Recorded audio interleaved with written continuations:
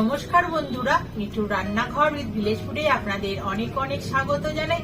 বন্ধুরা, আজকে আমি পালং শাক, মূলো, বেগুন, আলু, সয়াবিন, ধনেপাতা, টমেটোর যে দারুণ একটি রেসিপি আপনাদের সাথে শেয়ার করবো।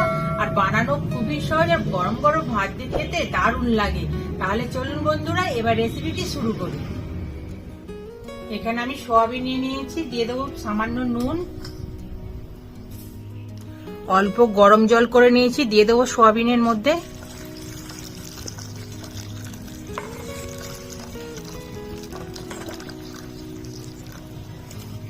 আধ ঘন্টা ঢেকে রাখবো, ততক্ষণ আমি সবজিগুলো সব কেটে নেব।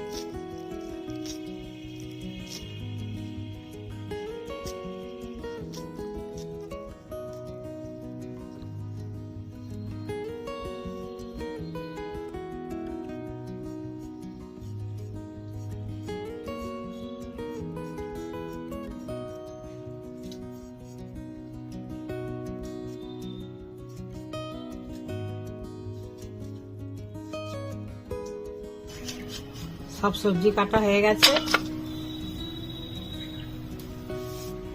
বন্ধুরা। আধ ঘন্টা হয়ে গেছে, ঢাকনাটা খুলে নেব। দেখুন সয়াবিন গুলো কত সুন্দর ফুলেছে। চেপে চেপে সয়াবিনের গা থেকে জল বার করে নেব।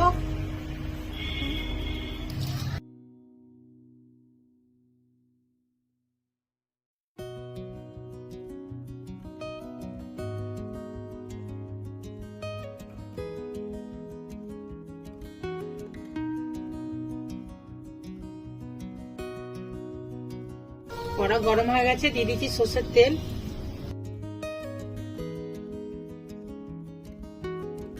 ভিজিয়ে রাখা সয়াবিন গুলো ভেজে নেব।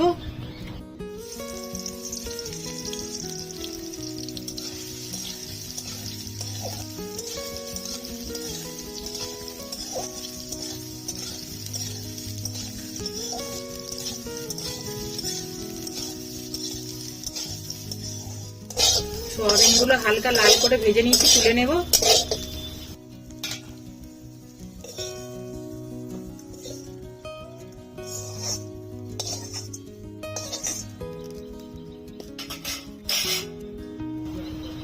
দিয়ে দেবো তেল,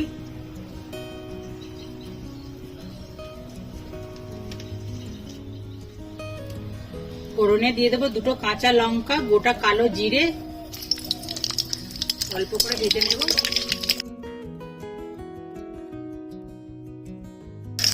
দিয়ে দেবো কেটে রাখা আলু,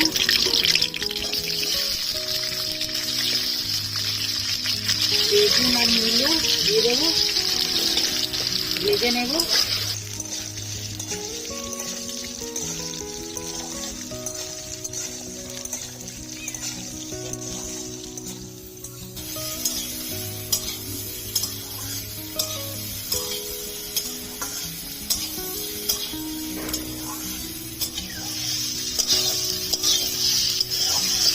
আলু, বেগুন আর মূলো ভাজা ভাজা হয়ে গেছে, দিয়ে দেবো কেটে রাখা পালং শাক।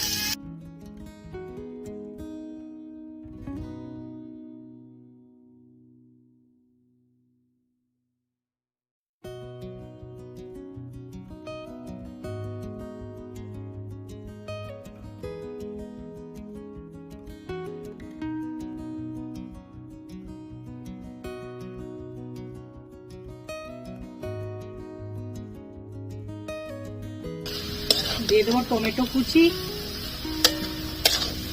ধনে পাতা কুচি, নাড়াচাড়া করে নেব।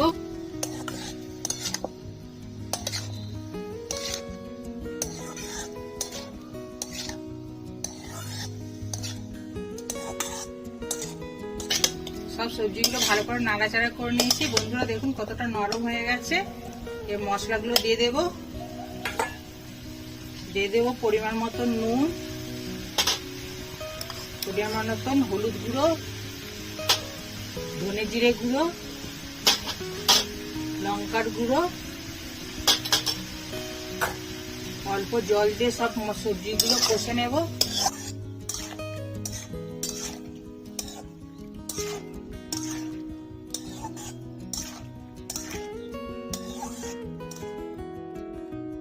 বন্ধুরা মশলার সাথে সব সবজি ভালো করে কষিয়ে নিয়েছি। ভেজে রাখা সয়াবিন গুলো দিয়ে দেব, ভালো করে মিশিয়ে নেব।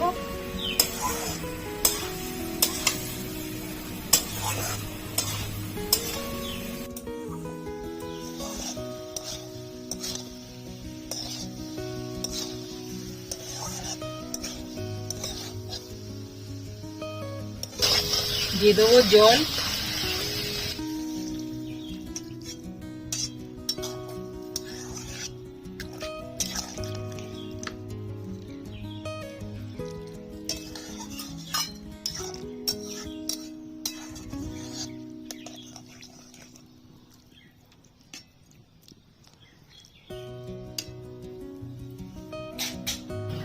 সব সবজিগুলো সিদ্ধ হওয়ার জন্য আমি ঢাকনা চাপা দিয়ে দেব।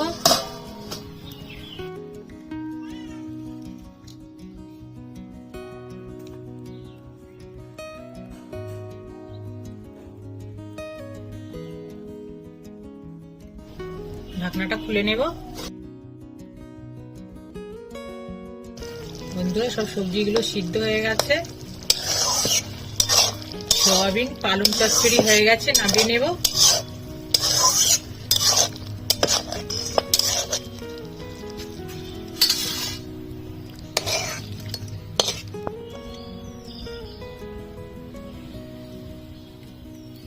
বন্ধুরা আমাদের আজকের রেসিপি সোয়াবিন পালং চচ্চড়ি আপনাদের কেমন লাগলো অবশ্যই কমেন্ট বক্সে জানাবেন। ভালো লাগলে একটা লাইক করে দেবেন। বন্ধুরা আপনারা ভালো থাকুন। নমস্কার বন্ধুরা।